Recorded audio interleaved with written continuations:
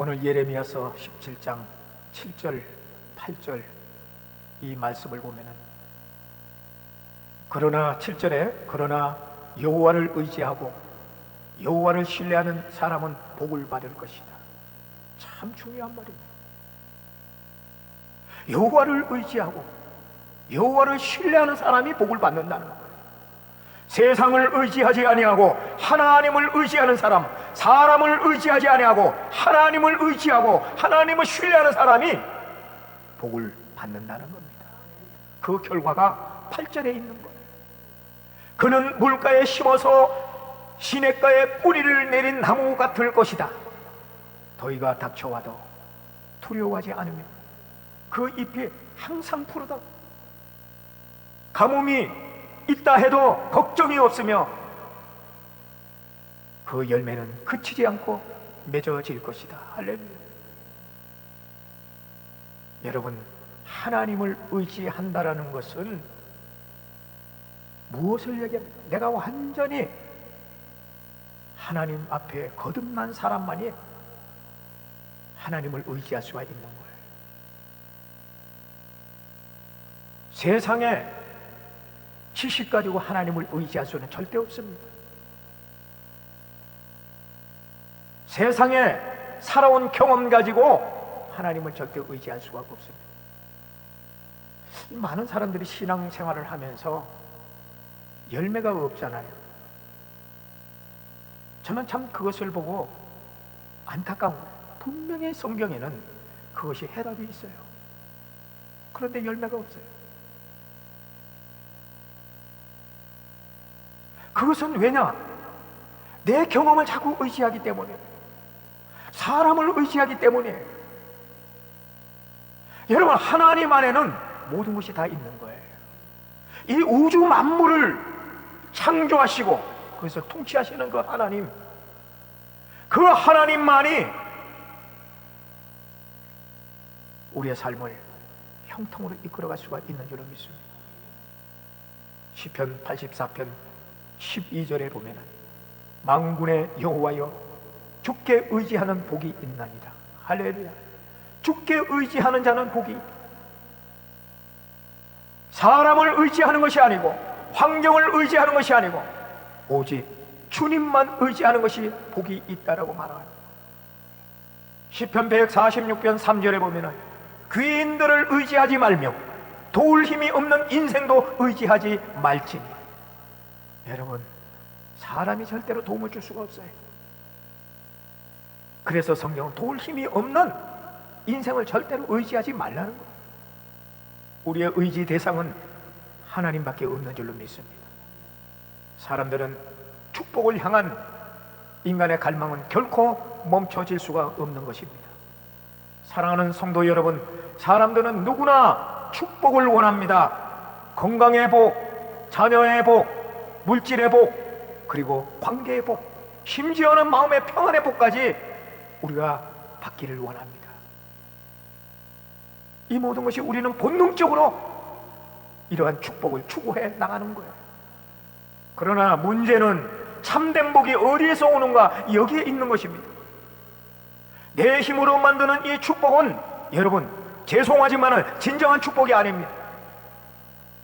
그 축복은 내 힘으로 만들어 놓은 이 축복에는 반드시 불상사가 동반이 된다는 것입니다.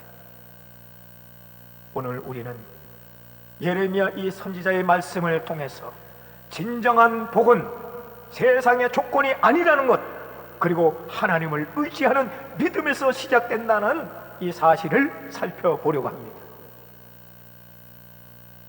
7절에 보면은 여호와를 의지하는 자는 복이 있다. 여러분, 이것을 머리에 되새기기를 바랍니다. 예레미야 이 선지자는 하나님의 말씀을 통해서 분명히 선언하는 거예요. 여호와를 의지하며 여호와를 의뢰하는 그 사람은 복을 받을 것이다. 할렐루야. 여기에서 의지한다라는 이 성경의 원어를 보면은 이것은 의지하고 기대는 것을 이야기합니다. 전적으로 맡긴다는 거예요. 이런 의미를 가지고 있습니다. 믿음은 다시 말씀드려서 내 삶의 중심을 하나님께 절대적으로 두는 것을 말을 하는 겁니다. 전 내 인격적인 모습을 하나님부터 신뢰를 받는 겁니다. 다시 말씀드려서 믿음은 내 삶의 중심을 하나님께 절대적으로 두는 전 인격적인 신뢰인 것인 줄로 믿습니다. 조지 뮬러라는 고아의 아버지가 있습니다. 19세기 영국이 낳은 고아의 아버지 조지 뮬러. 그는 수천 명의 고아를 돌보면서 한 번도 사람에게 후원의 손길을 요청하지 않았습니다. 그는 항상 하나님을 신뢰하며 하나님께 먼저 기도를 했습니다. 그런데 놀랍게도 기도할 때마다 필요한 그 모든 것들을 하나님께서 뮬러의 이 기도를 다 채워주셨다라는 거예요. 어느 날입니다. 아침 식사 시간이 되었지만은 고아원에는 우유도 없고 빵도 없었습니다. 아이들과 함께 이 뮬러는 감사 기도를 드렸습니다. 감사 기도를 드린 직후에 보니까 근처의 빵집의 주인이 갑자기 찾아와서 빵을 기증을 했습니다. 그리고 고아원 앞을 지나는 우유 배달차가 고장이 나가지고 우유를 버리게 되었다면서 고아원에 그대로 그 우유를 가져와서 나누어 주었습니다. 여러분, 이처럼 믿음은 축복의 통로인 것입니다. 눈에 보이는 공급이 없다 할지라도 하나님을 신뢰하는 사람의 그 삶에는 언제나 축복의 샘이 솟구치는 줄로 믿습니다. 이 조지 뮬러는 물가에 심긴 나무처럼 어떤 상황 속에서도 열매 맺는 믿음의 사람인 것입니다. 여러분, 성경은 이러한 믿음을 가졌던 사람들의 이야기가 많이 있지 않습니까? 창세기 12장에 보면은 아브라함은 자신의 모든 삶을 하나님의 약속의 그 말씀을 근거로 해서 보장이 없는 믿음의 길을 떠났습니다. 다윗은 왕위에서 얼마나 험난한 위험을 당했습니까? 그 속에서도 이 다윗은 하나님을 자기의 피난처로 삼았다라는 거예요. 시편 18편 2절에 보면은 여호와는 내 바위시며 내 산성이시요 나를 건져내시는 분이시며 내 힘이 되신 내 하나님은 나의 피할 바위이십니다. 내 방패, 내 구원의 뿔, 내 산성이십니다. 이렇게 고백을 하는 거예요. 이것은 하나님을 신뢰했기 때문에 이러한 고백이 나오는 것 아니겠습니까? 다니엘은 사자굴에 던져지게 되었습니다. 그럼에도 불구하고 그는 절대로 우상과 타협을 하지 않았습니다. 굳건한 하나님의 믿음을 지켰습니다. 그가 사자굴에 던져졌지만은 털끝 하나 상하지 않았다고 성경은 기록하고 있습니다. 여러분, 이들은 모두 하나님을 전적으로 의지하고 맡기고 기대하고 신뢰했기 때문에 이러한 축복을 체험한 것입니다. 그 결과 이들 모두는 하나님의 축복을 현재적으로도 그리고 영원히 경험을 했다라는 것입니다. 여러분, 전능하신 이 하나님, 그분만을 의지하고 그분만을 실제로 여러분 상상하는 여러분 되시기를 바랍니다. 이 땅에 보이지 않는 것들은 상상에 의해서 다 세워진 거예요. 그리고 실제가 되어진 거예요. 저는 어렸을 때에 김일 선수가 한참 우리 어린이에게는 우상이었어요. 김일이 레슬링을 하는데 박치기를 한 번 하면 그 세계의 어떤 레슬링 선수도 다 나자빠지는 거예요. 한참 재미있게 김일 레슬링을 보는데 어머니가 심부름을 시켜요. 그러면 TV를 보지 못하고 심부름을 가야 합니다. 심부름을 가면서 이런 생각을 했어요. 야, 조그만 내 손에 들리는 이 텔레비가 좀 있다면은 그것을 기밀이 레슨하는 걸 볼 수가 있을 텐데, 언젠가는 이러한 것들이 만들어지겠지. 이런 꿈을 꿨어요. 그랬더니 지금 어때? 여러분 지금 손으로 다 볼 수가 있잖아요. 여러분 우리의 상상이 만들어지는 거예요. 할렐루야. 우리 앞에 이 보여지는 이 모든 것들은 내가 생각했기 때문에, 상상했기 때문에 만들어진 거예요. 여러분 기도할 때에 그렇게 기도를 하세요. 창조주 하나님을 의지하면서 내 마음의 소원을, 꿈을 꾸시니, 그리고 그것이 이루어지는 그 현상을 보면서 입술로 고백을 하는 거예요. 그러면 반드시 축복을 해 주십니다. 그것이 실제가 되어지는 거예요. 네. 우리 군사님도 주시옵소서 주시옵소서 백날 해봤자 효과가 그렇게 많지가 않아요. 어떤 기도를 하냐? 그 부동산 하나님 좋은 손길을 통해서 계약과 매매가 이루어지게 하여 주셔서 감사합니다. 그러면서 그것이 감사가 내 안에 넘쳐나야 되는 거예요. 기쁨이 넘쳐나야 되는 거예요. 감사하고 기뻐하면은 그 일이 이루어진 거예요. 이미 아무리 내가 몸이 아파도 하나님께서 지금 내 몸의 이 세포 조직을 피 묻은 손으로 만져주시니 내가 치료되었다. 할렐루야. 그런 기쁨과 감격이 있고 감사가 있을 때에 치료의 역사가 일어나는 거예요. 너는 내게 부르짖으라. 내가 내게 응답하겠고 내가 알지 못하는 크고 비밀한 것을 내게 보이리라. 여러분 우리가 부르짖으면은, 하나님을 의뢰하고 하나님을 부르짖으면은 하나님의 신비가 우리에게 실제로 나타나는 사실을 여러분 믿으시기를 바랍니다. 우리 하나님은 우리의 갈망하는 것들을 우리에게 성취시켜 주십니다.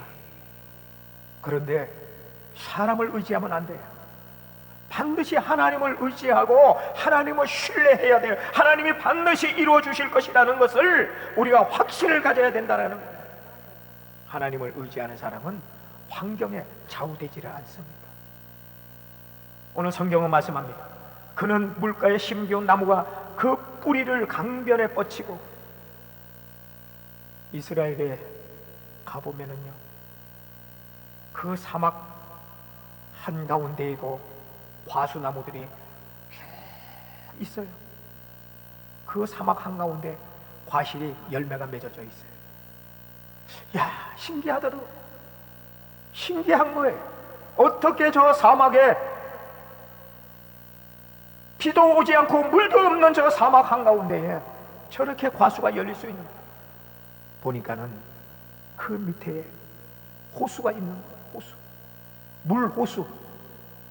갈릴리에서부터 물을 땡겨와서 그 사막 한가운데 호수를 흐르게 하는 그 물로 인해서 과수가 열리는 것을 제가 보았습니다.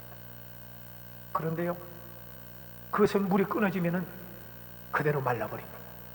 그러나 갈릴리와 요단강 같은 근처에 가면 얼마나 숲이 무성한지 모릅니다. 그것은 왜 그랬어요? 갈릴리에 있는 그 물이 깊이 뿌리 내린 그 나무가 다 물을 공급을 받기 때문에 가뭄에도 이 나무는 언제나 신성함을 유지해 나갈 수가 있는 것입니다. 여러분, 믿음이 없는 삶은요, 사막의 나무처럼 언제나 외형적인 조건에 의존합니다. 믿음이 없는 사람은 언제나 그 입술이, 환경이 좋아지면, 경제가 좋아지면, 내 건강이 좋아지면, 내 안에 평안이 있으면 이런 것을 환경적으로 자기의 어떤 믿음의 조건을 맞추려고 합니다. 그런데 믿음의 사람은 그렇지가 않아요. 믿음의 사람은 하나님께 뿌리를 내린 자였기 때문에 요단강의 나무처럼 아무리 환경이 변해도, 경기가 좋지 않다 할지라도, 건강이 좋지 않다 할지라도, 내 안에 평안이 없다 할지라도 그 힘을 유지할 수가 있는 것은 바로 믿음을 통해 흘러나오는 성령의 평안이 주어지기 때문인 걸로 믿습니다. 믿음으로 사는 삶은 강가에 심겨진 나무와 같다라고 성경은 말씀을 합니다. 이 이미지는 시편 23편과 통합니다. 여호와는 나의 목자시니 내가 부족함이 없으리로다. 그가 나를 푸른 초장에 누이시며 쉴만한 물가로 인도하시는도다.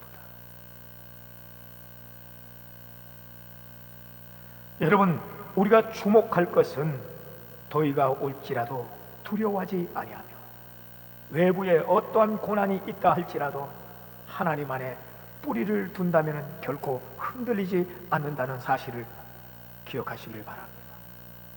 아무리 가뭄이 온다 해도, 걱정이 있다 할지라도 흔들리지 않습니다. 경제적인 위기와 건강의 어려움과 관계의 단절 속에서도 참된 평화를 누릴 수가 있는 것입니다. 이와 같이 하나님께 뿌리를 내리면, 믿음의 뿌리를 내리면 그 결실이, 열매가 그치지 않는다는 것입니다. 하나님은 그 복을, 계절을 타지 않는다는 것, 이것은 무엇을 말합니까? 외부의 상황에 지배를 받지 않는다는 것. 여기서 우리는 분명히 알 수가 있습니다. 참된 축복은 환경에 의해서 세워지는 것이 아니고 관계의 결과입니다. 관계. 어떤 관계의 결과입니까? 하나님과의 이 관계. 하나님을 신뢰하고 하나님을 의지하고 예수 그리스도의 그 믿음의 중심에 있을 때에 우리는 끊어지지 않는 하나님의 축복의 셈을 경험하게 되는 줄로 믿습니다. 할렐루야. 믿음으로 사는 겁니다. 그 믿음의 바탕이 바로 하나님입니다. 하나님. 믿음은 성령의, 나를 믿는 자는 성경의 이름과 같이 그 배에서 생수의 강이 흘러나옵니다. 이 생수의 강은 바로 성령을 의미하는 것입니다. 나를 믿는 자는 성경의 이름과 같이 그 배에서 생수의 강이 흘러나옵니다. 이 생수의 강은 통로가 바로 성령을 의미하는 것입니다. 믿음은 성령의 통로인 것입니다. 성령은 바로 축복의 근원이 되는 것을 믿으시기 바랍니다. 성령 안에서 우리는 놀라운 축복을 누리게 되는데, 무엇보다도 내면에 성령 안에서 평안을 누린다는 거예요. 여러분, 마음이 편하지 않으면 되는 일이 없는 거예요. 마음이 불안하고 마음에 염려가 있고 마음에 평안이 사라진다면 때로는 삶의 의미조차 사라지는 거예요. 사도행전 2장 41절 이하에 보면 성령이 충만한 초대교회 성도들이 얼마나 마음이 평안한지, 그들에게는 소유의 개념도 사라진 거예요. 탐욕이 사라졌어요. 욕망이 사라집니다. 여러분, 우리 안에 평안이 임하면은 탐욕이 사라지는 거예요. 욕심이 사라집니다. 소유의 개념도 사라지는 거예요. 그래서 그들이 서로 떡을 떼며 서로 나누는 거예요. 부족한 것들을 서로 가져와서 나누기도 하는 것이에요. 이것이 성령이 주는 평안입니다. 뿐만 아니고 성령이 임해야 하나님의 뜻을 분별하는 거예요. 성령이 우리 안에 임하지 않으면, 성령의 충만함이 없으면 언제나 내 생각이 앞서는 거예요. 하나님의 뜻을 분별할 수가 없는 거예요. 성령이 충만할 때에 목적이 확신을 갖게 되는 거예요. 여러분, 우리가 성령이 충만하지 않으면 목적이 없는 삶을 살아가는 거예요. 목적이 없어요. 목적이 없는 이 삶을 한번 상상해 보셨습니까? 매일같이 습관적으로 살아가는 거예요. 우리가 목적이 있어야 돼요. 성령이 충만하면 목적이 있어요. 우리 안에 생기는 거예요. 아무리 나이가 먹어도, 아무리 내가 몸이 병들어도요, 목적을 상실하면 삶의 의미가 없어요. 소망이 없어요. 희망이 없습니다. 성령이 충만할 때에 열매가 맺어진다는 거예요. 갈라디아서 5장 22절에 보면 사랑과 희락과 화평과 오래 참음, 자비, 양성, 충성, 온유, 절제, 이 9가지 성령의 열매가 맺어지는 거예요. 믿음이 성령을 초대하고 성령이 바로 축복을 열어가는 것입니다. 여러분, 진정한 축복의 셈은 오늘 기억하십시오. 하나님을 의지하는 거예요. 사람을 의지하지 않습니다. 환경을 의지하는 거예요. 아니에요. 어려운 가운데에서도 소망의 목적을 가지고 하나님, 지금은 내가 환경이 어렵지만 하나님께서 나를 축복하여 주셔서 정말 내 삶이 물된 동산처럼 활짝 열어져 아버지의 영광을 돌리게 하여 주옵소서. 여러분, 우리가 하나님을 의지하고 맡길 때에 우리에게는 두려움이 사라지고 의심이 사라지고 불안이 사라지는 줄로 믿습니다. 환경을 절대 의지하지 마십시오. 우리가 복을 받기 위해서 믿는 것이 아닙니다. 많은 사람들이 복을 받기 위해서 믿음 생활을 하는 것 같아요. 그런 사람이 많이 있어요. 그러나 사실 이미 우리가 믿음 안에서 이미 복된 자임을 여러분 깨달아야 될 줄로 믿습니다. 그래서 믿음이 깊어질수록 하나님의 축복은 우리의 삶 속에 흘러 넘친다는 거예요. 환경에 따라서 흔들리는 삶이 아니에요. 하나님 안에 깊이 뿌리 내린 여러분 삶을 사시기를 바랍니다. 병원보다도요, 말씀으로 견딘 권사님의 간증을 들은 적이 있습니다. 한 권사님이 정기 검진을 했어요. 그런데 검진의 결과가 암이 말기가 되었다는 거예요. 그래서 의사는 더 이상 치료가 불가능하다고, 희박하다고 이렇게 이야기를 했습니다. 온 가족들이 큰 충격에 빠졌죠. 하지만 이 권사님은 내 생명은 하나님 손에 있다. 내 생명은 하나님 손에 있다. 이 믿음으로 매일같이 시편을 읽었습니다. 그리고 예레미야 말씀을 붙들고 기도를 하는 거예요. 그런데 몸은 약해졌습니다. 점점 몸은 약해지는 거예요. 그러나 그 권사님의 속사람은 날마다 새로워졌다는 거예요. 병원에 갔더니 병원에서 깜짝 놀랍니다. 의사가 깜짝 놀라는 거예요. 이렇게 몸이 허약한데 정신력이 강력한 분은 처음 본다는 거예요. 물론 완전히 병은 낫지 않았습니다. 그런데 중요한 것은 3년째 큰 고통 없이 금방 세상을 떠날 거라고 한 그 의사의 말과 정반대로 3년 동안 큰 고통 없이 안정된 삶을 살고 계신다는 거예요. 왜 그렇습니까? 하나님을 의지하면 그 앙덩어리를 더 이상 발전하지 않도록 멈추게 해버린다는 거예요. 고통이 없게 만들어버린다는 거예요. 이 모습을 보고 온 가족이 신앙으로 회복이 되어지고 복음의 현장이 되고 말았던 것입니다. 여러분, 예수 그리스도의 십자가의 믿음은 고난 속에서도 축복을 누리게 하는 셈이 되는 것입니다. 환경은 바뀌지 않았지만은 믿음이 그 안에 은혜를 흐르게 만드는 사실을 믿으시기 바랍니다. 믿음을 뿌리로 삼고 성령을 생수로 삼아서 축복의 열매를 맺는 여러분 되시기를 주의 이름으로 축복합니다.